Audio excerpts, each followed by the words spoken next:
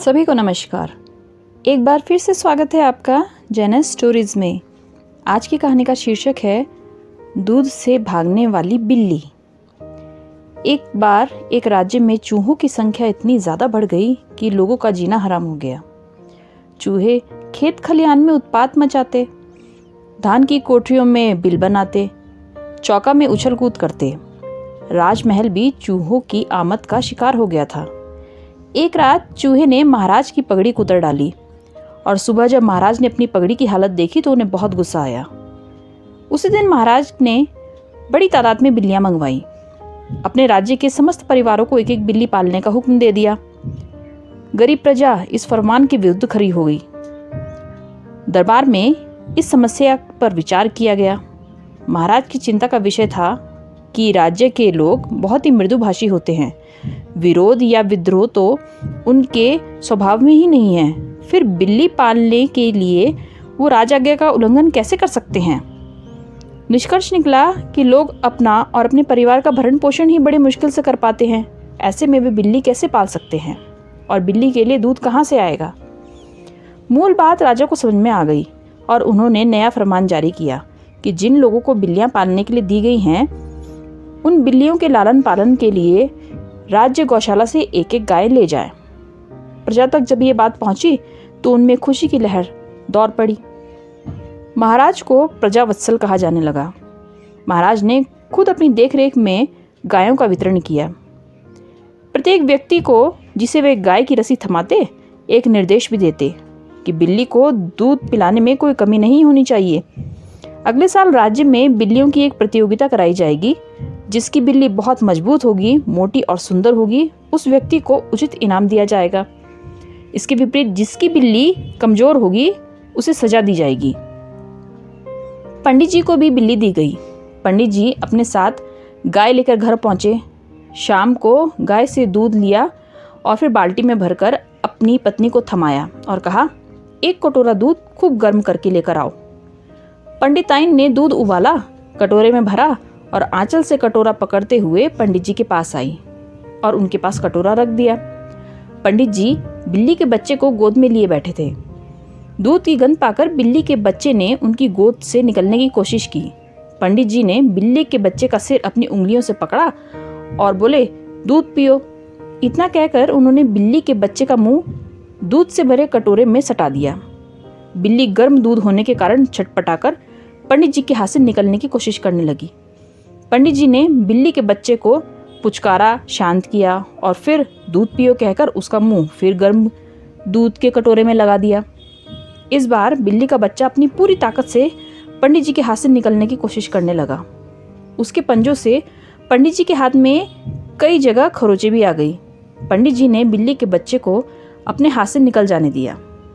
एक हफ्ते तक पंडित जी अपने ढंग से बिल्ली के बच्चे को दूध पिलाने की खूब कोशिश करते रहे। स्थिति ये हो गई कि बिल्ली का बच्चा दूध शब्द सुनकर ही दुबक कर भाग जाता। दूध की कटोरी पड़ी रहती मगर उसकी ओर देखता तक नहीं। थोड़े ही दिनों में पंडित जी ने अपनी बिल्ली को चूहे के शिकार के लिए प्रेरित करना शुरू करा। स्थिति ये हुई कि चूहा देखते ही पंडित जी की बिल्ली उस पर झपट पड़ती और उसे अपने पंजों में दबोचकर उसके साथ खिलवाड़ करती और अंत में उसे खा जाती। दूध की ओर तो वो जाना तो दूर, देखना भी पसंद नहीं करती थी। पंडित जी रोज गाय का दूध पीते, दही खाते, मलाई खाते। दूध के तरह तरह के पकवान उनके घर में बनने लगे।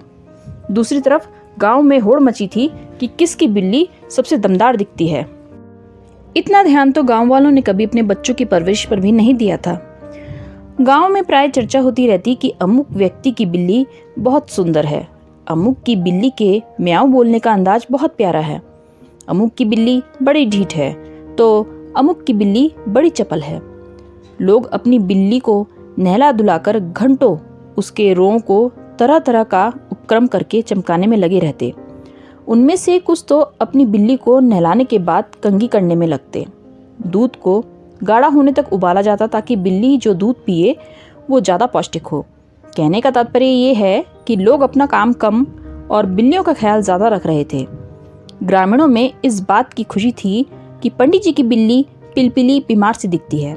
लोग फुसफुसाकर आपस में बातें भी करते थे कि पंडित जी खुद गाय का दूध पी जाते हैं बिल्ली बेचारी तो इधर उधर मुंह मारकर गुजारा करती है। ग्रामीणों को विश्वास था कि इस बार पंडित जी इस बिल्ली वाले मसले पर जरूर राजदंड के भागी बनेंगे। इसी तरह एक साल बीत गया। एक दिन महाराज ने मुनादी करा दी कि शरद पूर्णिमा के दिन सभी ग्रामीण अपनी अपनी बिल्लियों के साथ राज उद्यान में उपस्थित हों। देखते देखते शरद पूर्णिमा का दिन भी आ गया। राज उद्यान में ग्रामीण अपनी बिल्लियों के साथ उपस्थित हुए। महाराज ने ग्रामीणों के पास जा जाकर उनकी बिल्लियां देखी, सहलाई, प्यार किया और आगे बढ़ते गए। उन्हें प्रसन्नता हो रही थी कि उनके राज्य में अब बिल्लियों की कमी नहीं है। राज्य से चूहों का सफाया होना निश्चित है। पंडित जी सबसे अलग अपनी बिल्ली के साथ एक किनारे खड़े थे। जब महाराज उनके पास पहुंचे तो चौंक गए। अरे ये क्या पंडित जी, बिल्ली बीमार है क्या? उन्होंने पंडित जी से पूछा। नहीं महाराज, बिल्ली स्वस्थ है, मगर ये दूध नहीं पीती। पंडित जी का ये उत्तर सुनकर महाराज तैश में आ गए। तुरंत एक कटोरी दूध मंगाया। दूध देखते ही पंडित जी की बिल्ली पंडित जी की गोद से जबरन छटपटाकर निकली और छलांग लगाकर दूसरी ओर महाराज के बैठने के लिए रखे आसन के पास जाकर छुप गई।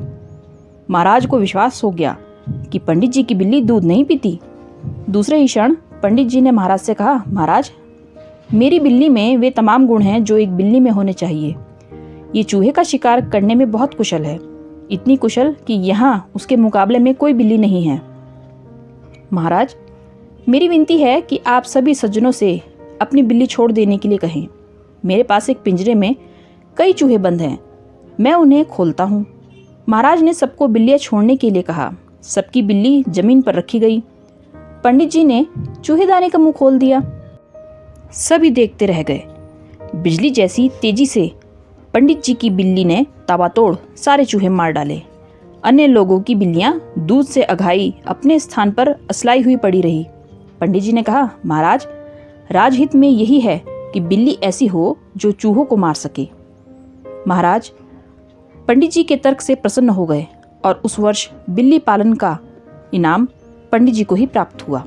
आपको ये कहानी कैसी लगी कमेंट बॉक्स में ज़रूर बताएं और ऐसी ही रोचक कहानियों के लिए चैनल को सब्सक्राइब करें।